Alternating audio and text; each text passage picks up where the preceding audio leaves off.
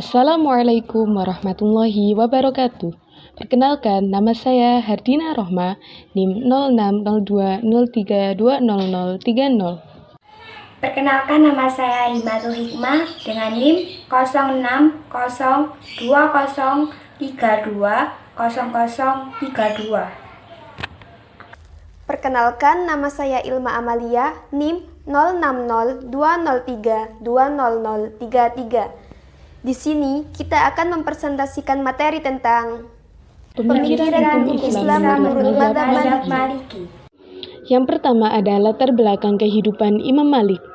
Nama lengkap Imam Malik adalah Abu Abdullah Malik bin Anas Asy-Syabahi Al-Arabi bin Malik bin Abu Amir bin Haris.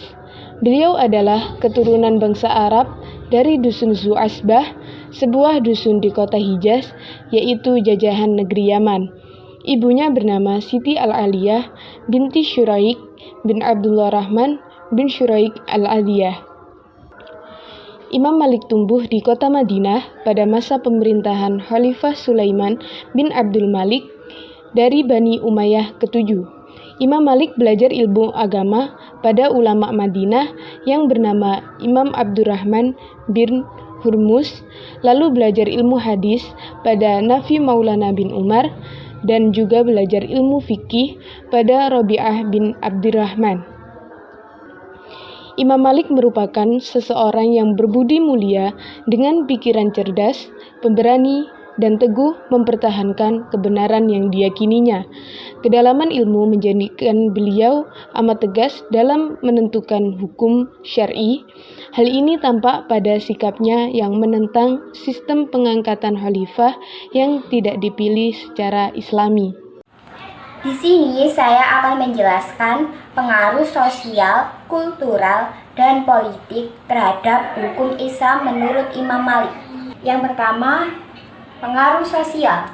Imam Malik tumbuh dari keluarga yang ayahnya pernah mempelajari hadis-hadis dan berprofesi sebagai pembuat panah.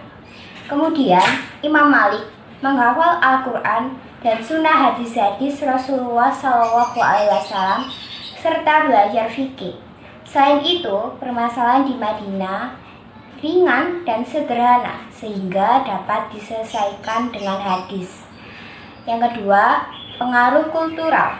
Imam Malik hidup di periode tabi'in, kurang lebih abad kedua sampai pertengahan abad keempat Hijriah. Daerah kekuasaan Islam saat itu semakin meluas. Pada masa itu, dijumpai berbagai macam adat istiadat, cara hidup, dan kepentingan masing-masing kondisi lingkungan yang mendukung Imam Malik sebagai ahli hadis. Apalagi adanya upaya untuk mempertahankan pendapat dan metode masing-masing dalam pengambilan hukum. Hal itu menunjukkan eksistensi Imam Malik sebagai ahli hadis. Yang ketiga yaitu pengaruh politik. Imam Malik mengalami dua corak pemerintahan, yaitu Umayyah dan Abbasiyah. Imam Malik lahir pada zaman pemerintahan Al-Wahid bin Abdul Malik Al-Munawi dan meninggal di masa pemerintahan Harun al-Rashid. Selanjutnya, saya akan menjelaskan tentang pola pemikiran menurut Imam Maliki bin Anas. Sumber hukum mazhab Maliki memiliki ciri khusus di antaranya yakni mengutamakan hadis daripada rasio. Beberapa hal yang menarik yang dapat kita amati dari pemikiran dan dasar-dasar mazhab Maliki dalam melakukan ijtihadnya adalah sebagai berikut. Untuk poin A, Imam Maliki mendahulukan orang-orang Madinah sebelum ia melakukan pemikiran ijtihadnya dengan ra'yu atau menetapkan suatu hukum dari permasalahan kontemporer yang belum didapati dalam Al-Quran dan hadis. Dan qiyas atau mengutamakan artinya. Poin B, Imam Maliki menganggap dan menggunakan qaul atau perkataan sahabat sebagai dalil syar'i atau alasan yang harus didahulukan penggunaannya daripada qiyas. Poin C, kecenderungan yang kuat dalam penggunaan al-maslahah mursalah atau kemaslahatan yang tidak disyariatkan. Dan yang terakhir, poin D, Imam Maliki sangat toleran terhadap penggunaan hadis ahad.